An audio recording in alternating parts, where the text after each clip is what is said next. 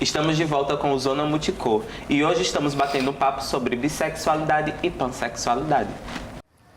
Eu, na verdade, achava que naturalmente as pessoas eram bissexuais, porque no meu convívio na infância era comum nós, crianças, ficarmos entre si, na descoberta sexual, né? Homens e mulheres.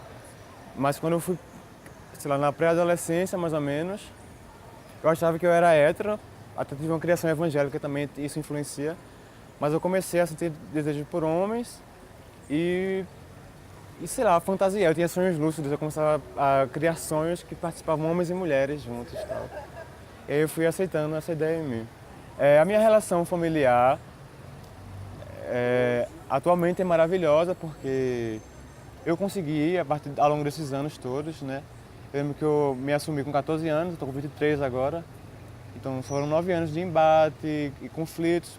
Eu consegui fazer com que meus pais respeitassem e acolhessem quem eu sou. Inclusive, eles recebem muito bem meus namorados e tal, no caso. Porque a maior dificuldade é aceitar a relação com homens, né, da parte deles.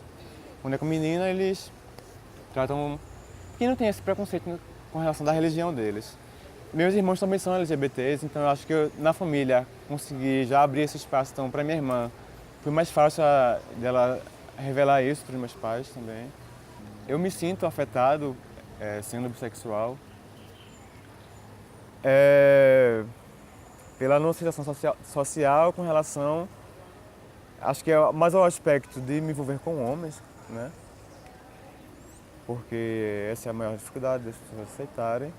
Quando eu estou me envolvendo com mulheres, não sinto tanta pressão, tanto preconceito, embora eu acho que no próprio meio LGBTA exista esses comentários desagradáveis, concepções que são equivocadas, dizer que eu deveria me decidir, que bissexualidade não existe, enfim.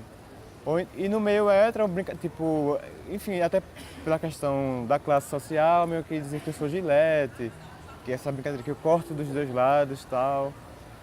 A ideia da cura, que fala que possa existir como se fosse uma coisa momentânea, temporária, que Deus pode me curar, como eu já gosto de mulheres, ou enfim, de pessoas do sexo feminino, eu posso vetar um aspecto e só me envolver com um tipo de pessoa.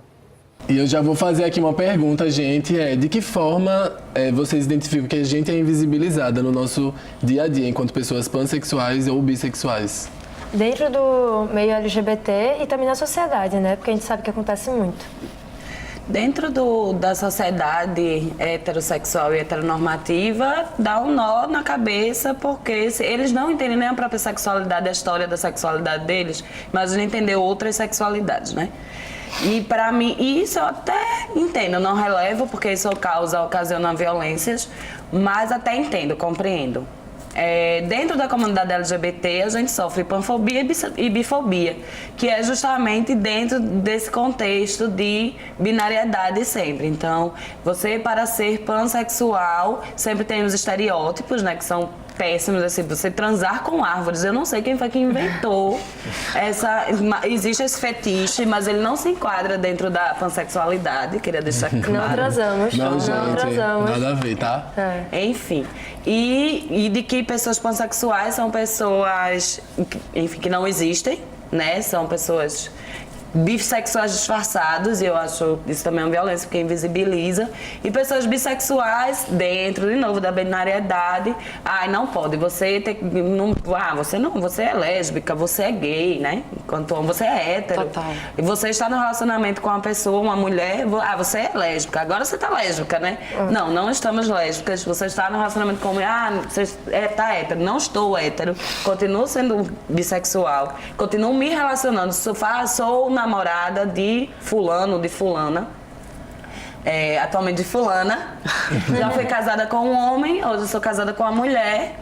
E nunca sabemos aí, tem um recorde de Gretchen para bater, né? Mas é dentro desse contexto, dessa invisibilização. Então, a gente carrega o estereótipo de promiscuidade dentro de um contexto moral, certo? Porque fazer sexo com pessoas adultas, né, e com consentimento não tem nenhum problema, não é promíscuo, não é vulgar. certo? A gente acarreta um processo de como se a gente fosse as portadoras de DSTs, né? Doenças sexualmente transmissíveis, para as pessoas entenderem. E nós não somos, inclusive estatisticamente, a maior população que é, enfim, detentora de DSTs, são homens heterossexuais, e teve um aumento agora da juventude, né, dos meninos jovens que não estão usando camisinha, o que é uma pena ter que usar, aquela tia, e dos homens idosos, casados há muito mais tempo, né? Sim. Então, assim, a população LGBT que já corre essa conversa, pois é, essa conversa de que a gente é promíscuo, que a gente passa doença para todo mundo e que a gente é irresponsável afetivamente. Diante de uma sociedade que prega a heterossexualidade como certo e qualquer outra sexualidade como errada, o movimento LGBTI+, teve que desenvolver formas de tentar explicar nossas identidades e afetos. E é daí que surgem denominações, como homossexuais, bissexuais, pansexuais e todas as outras. Mas, na verdade, nem sempre as pessoas que se denominam na mesma categoria agem da mesma forma. Isso acontece porque a nossa sexualidade é subjetiva. Cada um é responsável por descobrir o que lhe satisfaz e que agrada, sozinho ou junto com as pessoas com quem se relaciona. E, gente, no ponto de vista de vocês, o que a gente pode fazer para mudar esse quadro de invisibilidade e discriminação que as pessoas bissexuais e pansexuais sofrem? Educação sexual. É muito necessário. Porque, assim, e gente, não é... Hoje, na aula de educação sexual, nós vamos abrir na página 13 do Kama Sutra e nós vamos discutir. Não, é realmente para conversar sobre isso, tipo, por que você se atrai? O que é que você acha? O que é que sabe? O que é que você sente? E incluir, né, também. Incluir outras... Porque uma vez que você entende, quando você vai escutar que uma pessoa é bi, que é pan, você não... vai olhar e fazer tipo, ok. Você não vai fazer, que massa, ou que uó. Não, você vai fazer tipo, tá. Vai ser uma informação como qualquer outra, como qualquer coisa que a gente aprende. A galera acha que o tabu da sexualidade impede que se tornem pessoas pervertidas ou algo assim na real. Mas o tabu da sexualidade só contribui para deixar todos nós aqui mais infelizes. Exatamente. Mais insatisfeitos com nossos corpos, insatisfeitos com a sexualidade, mais vítimas de opressão, sim. O tabu da sexualidade é o grande responsável por exemplo, a nossa cultura do estupro. Se a gente não tem educação sexual na base da escola, como é que a gente vai ensinar para um homem o que ele não consegue definir se o que ele está fazendo sexo com a mulher é estupro ou não? São esse tipo de questões. E as pessoas, e tem muitos candidatos hoje em dia, e a política que a gente está vivendo atualmente, está vivendo um momento em que a galera tem uma aversão à palavra de educação sexual, porque acham que é educação de sexo. Não é sexo. É sexualidade.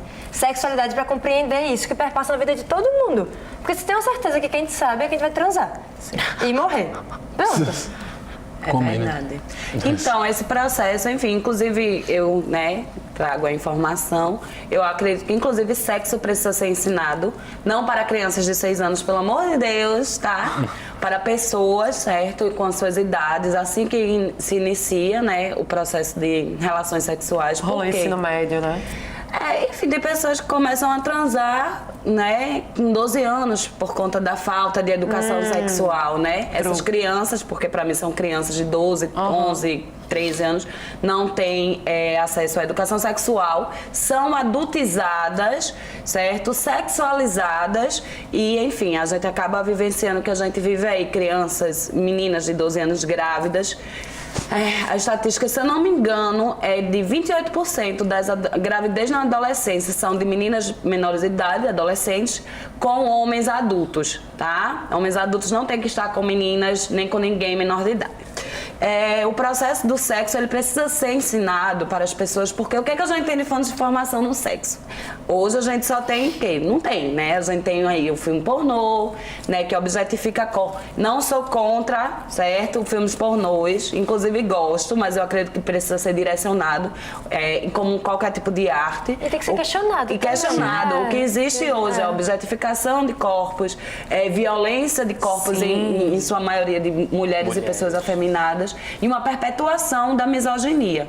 tá? Então, quando a gente começar a falar sobre educação sexual, sobre sexo, sobre sexualidade, a gente vai conseguir diminuir os tabus LGBTs, né, LGBTfóbicos, a gente vai conseguir diminuir as violências sexuais vividas por nós, porque esses tabus colocam a gente em vulnerabilidade. Sim. E por que a grande indústria, né, quem está nos poderes, os grandes homens em seus ternos, né, e em suas igrejas, eles não querem a educação sexual, para que não seja verbalizado as violências que nós sofremos. Sim. As crianças que são abusadas eles são sexualmente, privilegiados, né? Exatamente, as crianças que são abusadas sexualmente, elas não sabem que aquilo é violência, elas se sentem Sim. desconfortáveis, com vergonha, com culpa, com medo, mas elas não sabem que aquilo é violência. Eu sou mãe, eu tenho uma filha.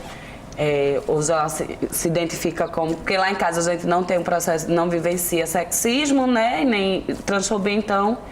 Atualmente ela se identifica como uma menina cisgênero. Isso já foi explicado para ela todo esse processo desde que nasceu. Então, Chique. então, o que acontece? Lá em casa acontece esse diálogo. É necessário, porque eu tenho um grande medo de que esta criança, né, está em situação vulnerável mais do que qualquer adulto, né, e sofra uma violência. Então, assim, eu não chego para ela e vou dizer, olha, criança, é assim, assim, assim que as pessoas adultas fazem sexo. Não, a gente conversa, olha, as pessoas LGBT, existem pessoas heterossexuais, homossexuais, bissexuais, ela sabe que eu sou bissexual, ela sabe que a minha namorada é lésbica, ela sabe que o pai dela é heterossexual, sabe? Ela convive com as pessoas e isso está muito tranquilo, muito bem posto. Ela sabe que ninguém pode tocar no órgão sexual dela, né? Ela sabe que, enfim, que tem que respeitar as pessoas e ela sabe principalmente que esse processo de ser uma pessoa com sexualidade polissexual ou monossexual não é problema nenhum. É extremamente Né? normal. É extremamente normal que as pessoas precisam se respeitar e ter cuidado com esse processo da violência. E o que você falou, que essa aqui é de extrema importância, que é a educação sexual domiciliar, em casa. Obviamente, isso tem que existir, mas tem que ser atrelado com a educação sexual nas escolas. Porque tem muitas famílias que acham que sexo ou sexualidade não tem que ser discutido. Que isso é um âmbito privado e exclusivamente isso. E na verdade ela é posta dentro de sala de aula, como a gente já falou aqui. Só que é explicado o quê? O que está dentro da norma, o que é tido como natural e o que não é certo. Porque isso nos adoece, né, enquanto sociedade. Isso faz com que a gente sofra uma gama de violências que a gente não precisava passar. Né? A verdade é essa. Gente, o papo tá maravilhoso. A gente podia ficar muito tempo aqui ainda, mas a gente vai ficando por aqui. Muito obrigada às convidadas pelo papo. Obrigada por ter chamado a gente. E não esquece de seguir a gente nas redes sociais, Facebook, Instagram. Só pesquisa lá, Zona Multicor. Beijão e até a próxima.